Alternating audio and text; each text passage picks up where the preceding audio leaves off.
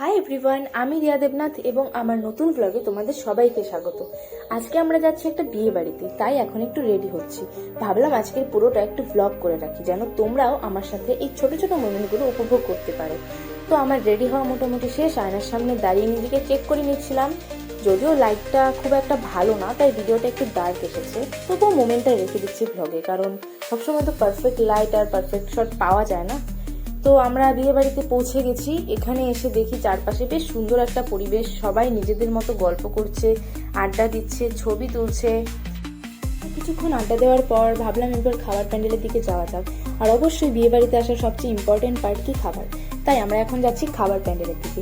কিন্তু এখানে এসে দেখি প্রচন্ড ভিড়, তাই আমরাও একটু বাইরে দাঁড়িয়ে ওয়েট করছিলাম কখন ভিড়টা একটু কমে। আর এই সময়েই হয়ে গেল আমার আর ভাইয়ের মধ্যে ছোট একটা ঝগড়া কফি খাওয়া নিয়ে। আমি বলছি কফি খাবো, আর ভাই বলছে না না, এখন খেলে খাওয়া যাবে না। মানে বিয়ে বাড়িতে এসেও হঠাৎ করেই আমার পার্সোনাল ডায়েট কন্ট্রোলার হয়ে গেছে। যাই হোক, তারপর অবশেষে আমরা খাবার প্যান্ডেলে ঢুকতে পারলাম। সবাই মিলে বসে পড়লাম খাওয়ার জন্য।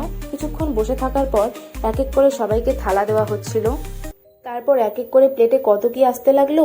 প্রথমে স্যালাড, লেবু, তারপর আসলো ভাত, পকোড়া, তারপর মুড়ি ঘন্ট, তারপর মাছ, মাছের ঝোল, মাটন এবং সবশেষে ছিল চাটনি, মিষ্টি আর দই। তারপর খাওয়া শেষ করে আমরা বাইরে বেরিয়ে এলাম, আর সুযোগ পেয়ে কয়েকটা ছবি আর ভিডিও করে নিলাম। আসলে কোথাও গেলে কয়েকটা ছবি আর ভিডিও করতে না পারলে না, পুরো ট্রিপটাই অসম্পূর্ণ লাগে। তো এভাবেই কেটে গেল আমাদের আজকের বিয়েবাড়ির ছোট সময়টা। এখন আমরা বাড়ির পথে রওনা হচ্ছি। আশা করি তোমাদেরও এই ছোট্ট ব্লগটা ভালো লেগেছে।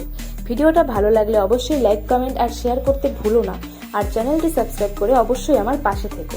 আবার দেখা হবে নেক্সট ভিডিওতে। সবাই ভালো থেকো, সুস্থ থেকো, টাটা।